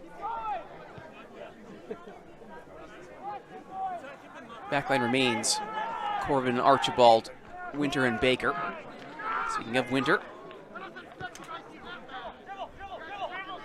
his captain sends that out to Baker. He's got Arnett nearby, charging in his large, goes shoulder to shoulder, and that's going to be a frustration call if nothing else. Testing the limits, surely, of what he can get away with his large. He did go in shoulder to shoulder, but with enough force there. The referee just deemed it to be unsafe play.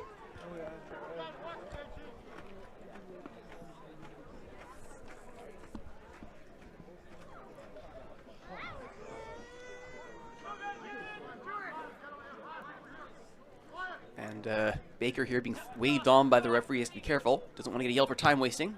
Floats it in. He's looking for Scott. That's well defended. Yusufi could start a counter here, but he's blocked by James. In comes Corvin.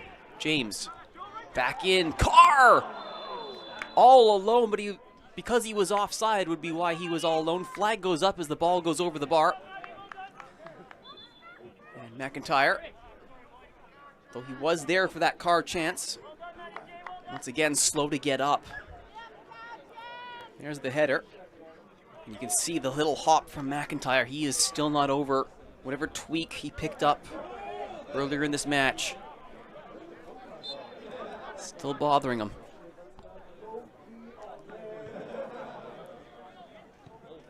Bennett and Fleet back and forth here. As in the fray of all that, Cowichan did manage to make a substitution, and they brought on Neil Rowlings, number 20 in black, to join the fray.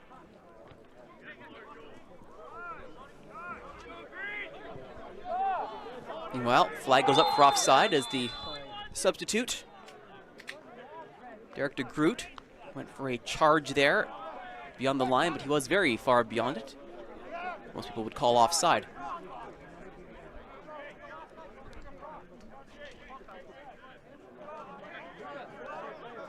Based on the personnel on the pitch here, it looks like Rowlings came in for Anderson.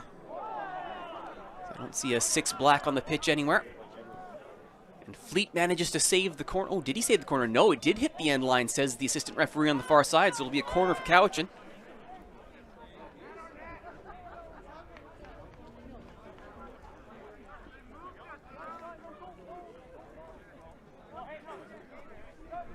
And it'll be Arnett to take this one.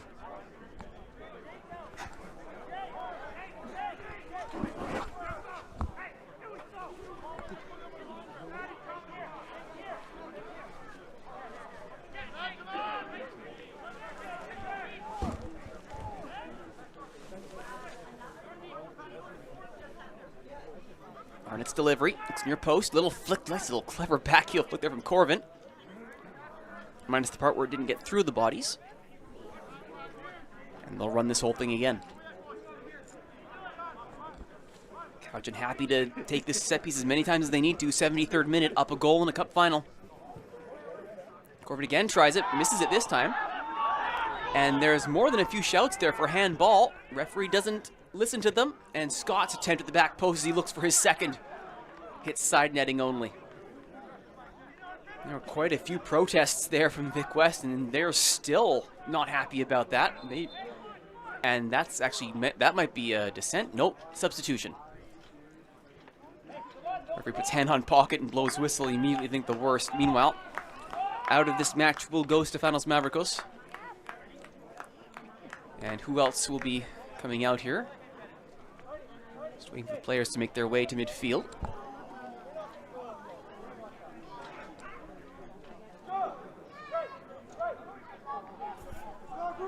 So Stefanos out. It looks like coming in is Chris Craverio to try and add another spark to this offense. Other substitution. That looks like Bennett coming out, actually, so they are really rolling the dice here to get as many options on the pitch. Another defender coming out, Bennett this time, leaving the proceedings.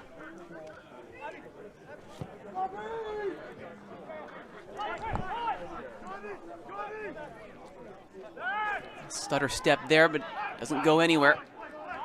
His Carr now for Vic West. Flare it out wide. Byrne will be there. Back to Archibald. Being watched by the substitute Crivero.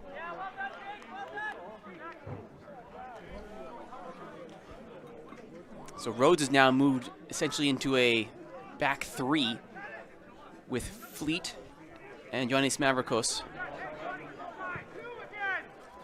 And all other hands are going forward, but meanwhile they will have to defend because here's Arnett poking the ball over to Scott, and there's the return. Steps past Gately and is a little tap in at the top of the 6-yard box as Arnett and Carr link up to make it 2-0.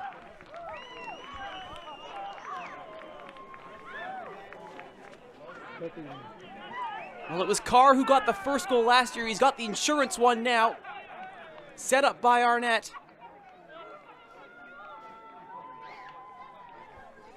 Which means Carr has almost everything you can get on the score sheet. He had an assist, he's had a yellow, now he's had a goal. Once the little move had been made for Arnett to get into clean space, it was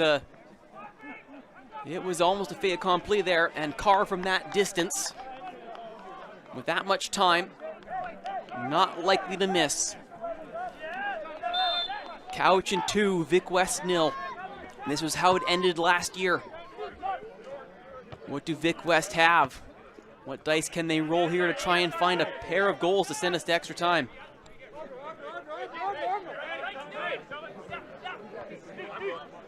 Here's one of those substitutes, Crivero.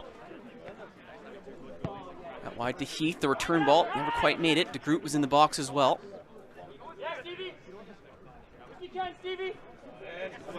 Scott holding his ground, couldn't get quite past Heath, and now over comes Baker to help, and down they both go.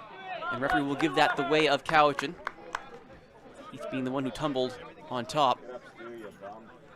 So the other substitution there that I'd missed earlier from Bennett coming out, he was replaced by Bougrain, who came back into the match. You can see there, Heath taking the tumble. Not a hard call for the referee to make on that.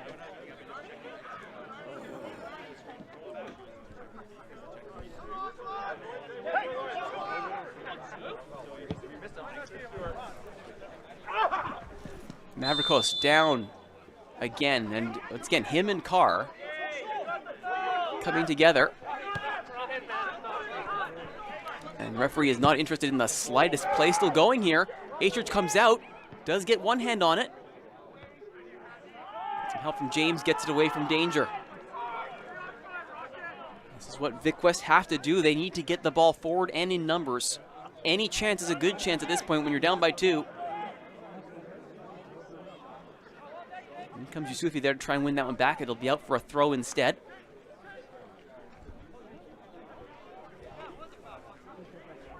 Archibald with the throw. Hits Byrne. 1-on-2 here. He'll take the time on the touchline to try and kill a few seconds. Rowlings now for Carr. Large watching him. Scott.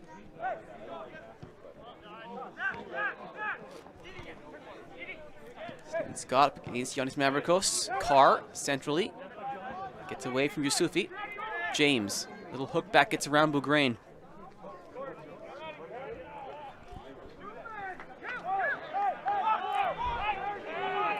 Corvin.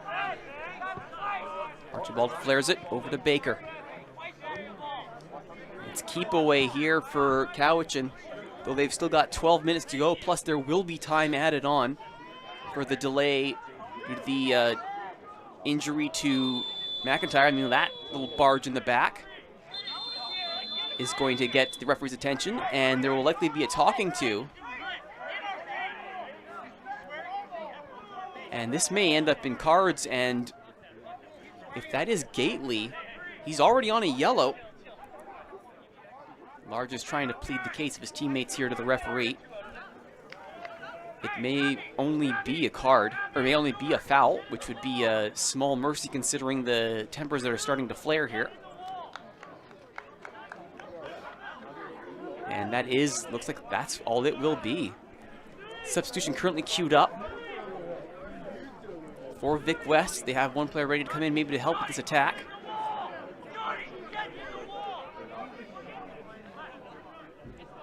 And coming out, it looks like that's going to be Heath coming out, and it is Heath leaving the pitch. Meanwhile, substitution for Cowichan as well.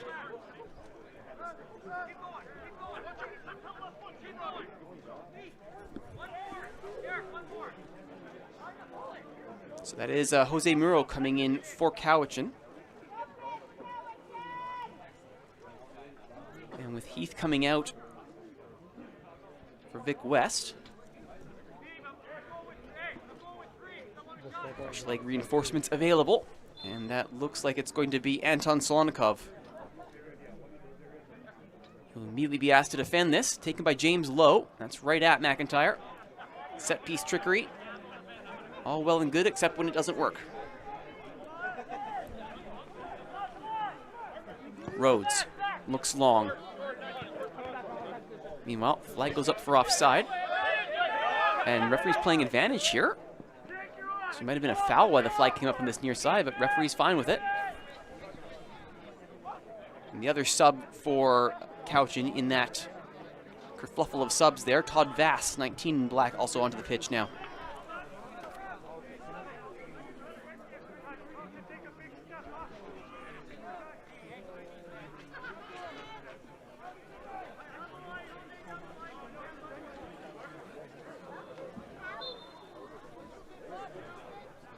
Throw in. Taken on that far side by Muro. And they'll run the whole thing again.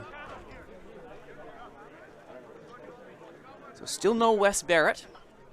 After he jogged off the pitch earlier. And the loss of Barrett in midfield has been felt by Cowichan in that they aren't building nearly as much through that area of the pitch. They're relying more on the wide play. Fortunately for them, they do have a second goal to show for it.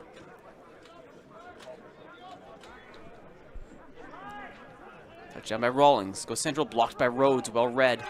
And now starts the counter. Gets past one challenge, now two. Still going. Rhodes showing good balance there to keep the ball. As now Large in the back line. DeGroot trying to poke that free and does briefly. But waiting for it was Byrne. And now it's Cowichan directly back to the attack here. Muro. And Large went in there with a foot. The referee will call that as a foul. Or that was Fleet, excuse me, who went in with the foot. Nothing too sinister about that, just an attempted hard tackle.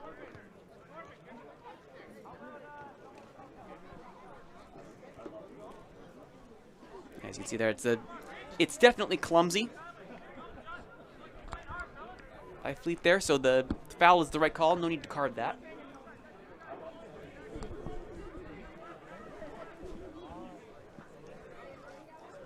And a free kick that may as well be a corner here for Cowichan in the 83rd minute.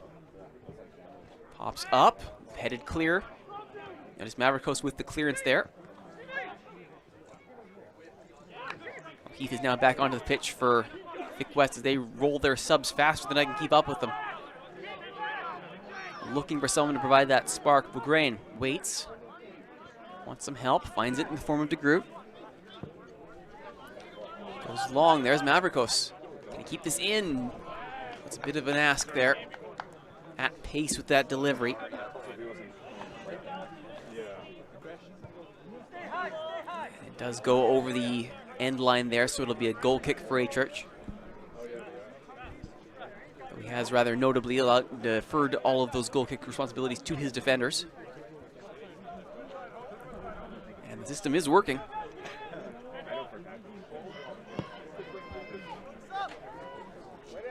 Carr, header forward. Rowlings has a step here. It's him and Fleet. Late run here coming in from Byrne.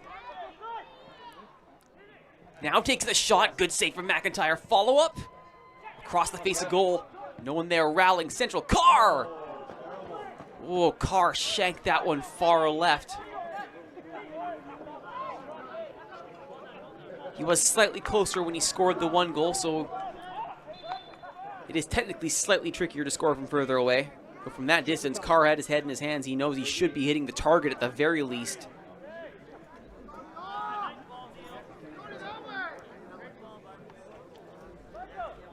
Chance to have a brace there. Slips through the grasp of Joe Akar.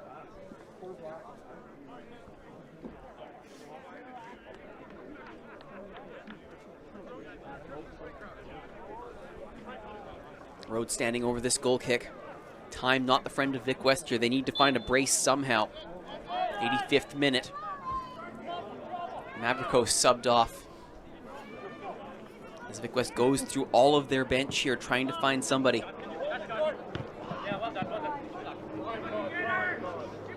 It's George Horn who has now entered the fray, 26 at fullback position here for Vic West.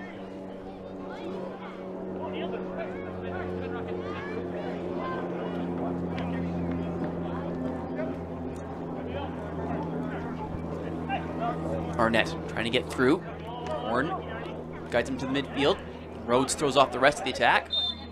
And the referee gives the foul the way of Vic West.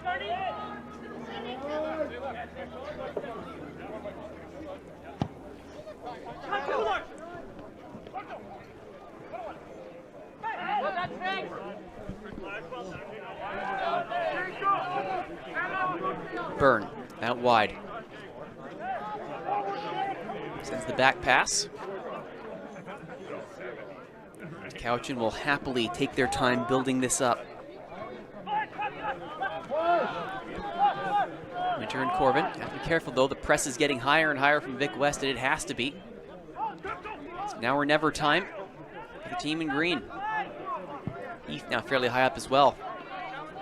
Fleet, little touch to keep it in control. In comes Rowlings to strip it away. Carr is forward. Horn gets rid of it. Stern defending there from Horn, and DeGroot now. Nice turn in on the volley. Unfortunately, no one there to get it, and a little bit too much pace to keep it in play, but nice little whipped cross there. Meanwhile, Fleet now comes right back out and gets Yannis Mavrikos coming back right back in.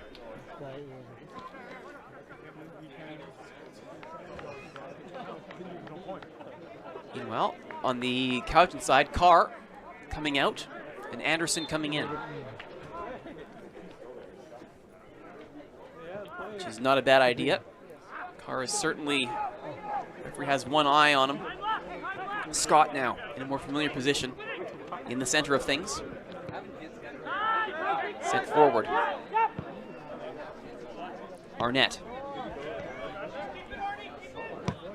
Looks for the run of Anderson, who goes down.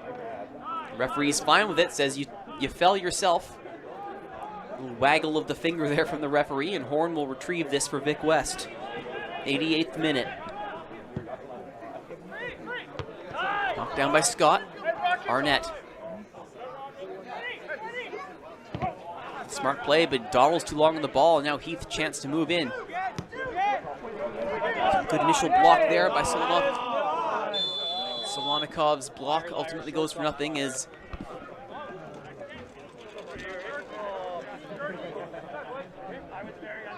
Gately was offside on the run, I believe it was. Yes, I believe it was Gately who was a little bit early. Bass now hopes to flare this out to Winter. A few more seconds killed off the clock. The slow build up. The Vic West press gets more intense. Meanwhile, the press pays off, forces the throw in. Taken quickly.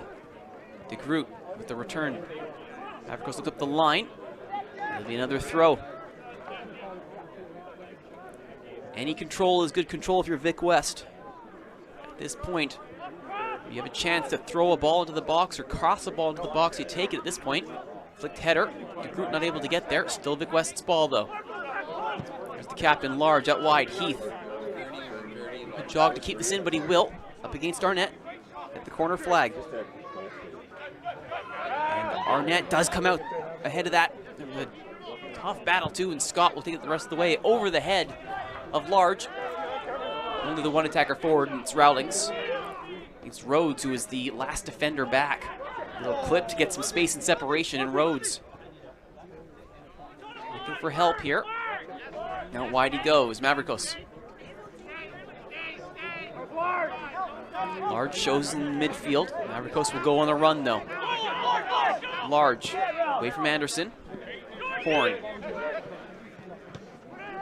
Calmly up the side. Heath looks central. Return ball from Crivero. Vass will shield that one. Both players go down. Here comes Crivero. Bodies everywhere, and it's still Vic West's ball. It's Vass and Rowlings together to play that one out. Arnett trying to get there. He can't. Crossed in. Bourgain was there. Bourgain not able to get the shot on target that he wanted. Gately. And now the referee will come over to deal with a player who behind the play, still on the deck here. After the coming together of bodies in the fight in the corner over the ball. That's Vass, I believe, who's down.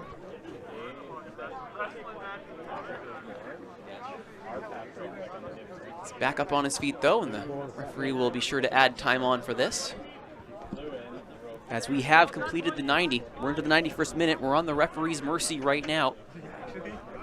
There will be a considerable, as you can see, there's the Heath and Vass coming together there. You could see the look on Vass's face as he went down the first time, and then the second time only exacerbated the issue. But Vass is jogging, still moving, which is good for Cowichan. They still need all their defensive options available to see this match out, though again, there will be a considerable amount of stoppage time added on.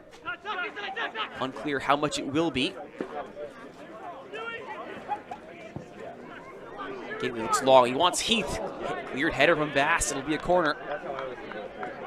They probably won't call McIntyre up for this, considering how his ankle was earlier.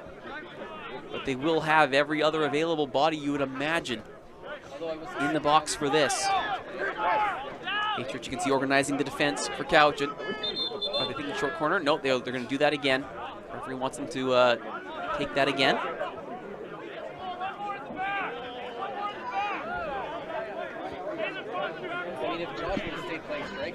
Now Crivero gets the delivery he wants. It's short. Heath brings it down. Anderson sliding in. And it came off of Heath last. No, it came off of, no, it did.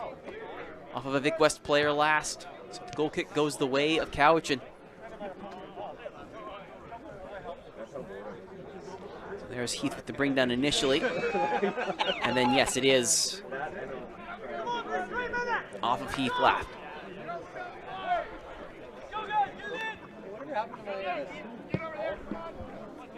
Long restart here. Cowichan looking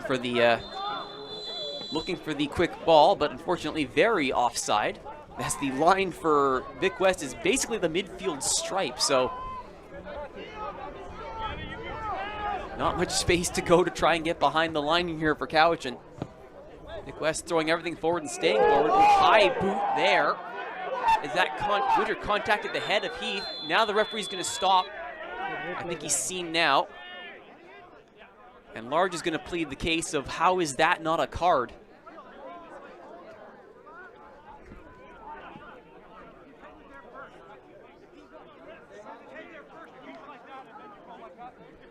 Heath is back up and walking. And there will indeed be a card here, you have to think. Mavrikos is dropped back. The referee has the ball because it was a drop ball. So he called play dead in the middle of action. And no, it looks like there will not be a card to this. I mean, Heath would certainly argue, judging by the way he's holding onto his head, that there was contact, and if that's the case, contact with the head with a boot is very rarely not some sort of external discipline. So we'll see here. It's an unnecessarily high challenge here. I don't think you could say it's anything other than reckless, which would be grounds for a yellow. If you can make the case that it's endangering the safety of the opponent, then it becomes a red. It looks like the referee's seen fit to give neither, and it's going to be a drop ball instead, which Cowichan will quickly clear. 95 minutes gone of the 90. We are still in stoppage time. Vic West technically are not out of this, though. Every second that elapses becomes that much tougher to try and find 2 goals to extend the life of this game. Anderson not able to get the shot off there as Rhodes, who's been doing incredible work as a recovery defender here from his normal midfield spot, as all the other defenders have been subbed off for attacking options. Mavrikos. Heath wants the ball, gets it. Bugrain! Not able to make the contact he wanted, as both Bugrain and Gately both charging for that one. Might have been a miscommunication there over which of them was supposed to receive that cross. As Heath here, it's a nice little chip, and there are both Gately and Bugrain swinging for it. Neither one able to make the contact they want. Glad to see Gately checking the structural integrity of the fence behind the net. Safety is important.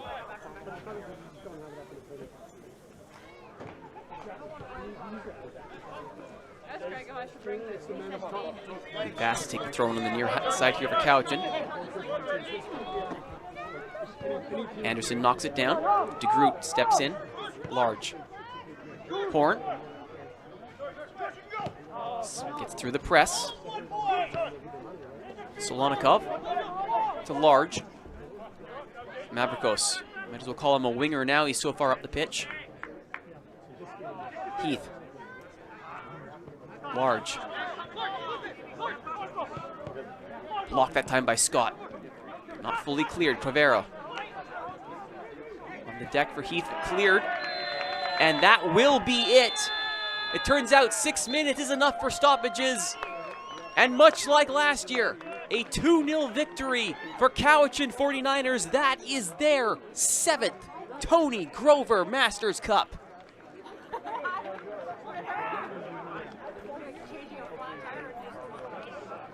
The 2026 Tony Grover Cup sees the Cowichan 49ers continue to dominate this cup competition. 2017, 2018, 2019, 2022, 2023, 2025, and now 2026 for the team in black. Goal from Stephen Scott in the 51st minute stands up as the winner. 76th minute insurance marker from Carr is what got us to 2-0. A tough competition like you'd expect from both sides. Intense, excellent action. Masters Division yet again delivers another classic here in the Tony Grover Cup Finals.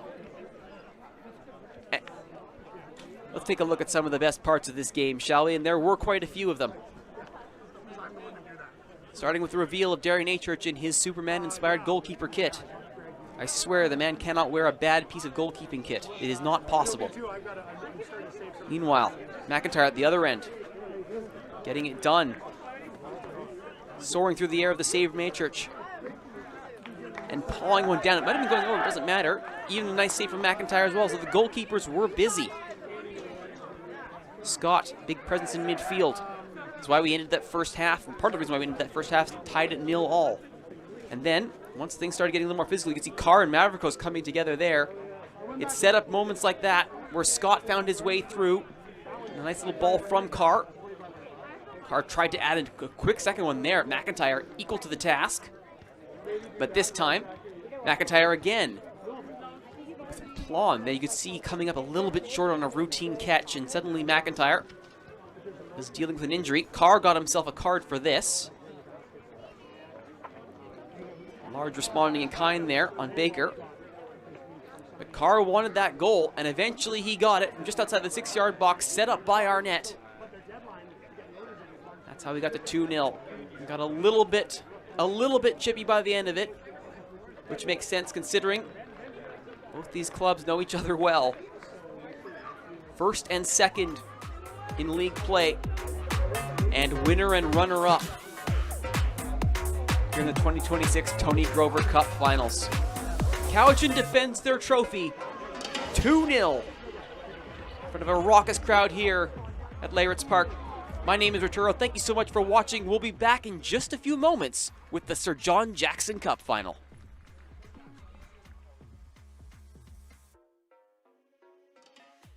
Wendy's quality choices are here for a good time. And a long time. Fresh and tasty options, 2 mouth-watering prices. Now with our new crispy chicken.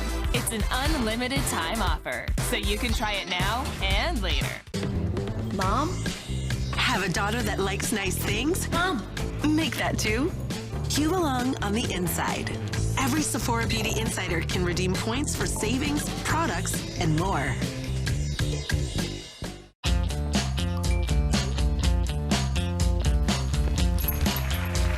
Life is filled with rewarding stages. Now, your banking is too, with the first CIBC account with tiered rewards. Whatever stage you're on, banking with CIBC has perks along the way. The new CIBC Smart Account. Now, get up to $950. CIBC. Ambitions made real. This is JTV. This is JTV, and this is JTV. Shop JTV Jewelry Television and JTV.com for amazing jewelry looks at unbelievable prices. Every style, every color, everything you love about jewelry. This is JTV.